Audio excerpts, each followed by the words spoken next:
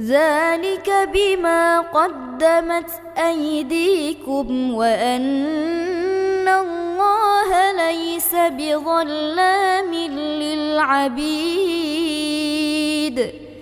كدأب آل فرعون والذين من قبلهم كفروا بآيات الله فأخذهم الله بذنوبهم إن الله قوي شديد العقاب.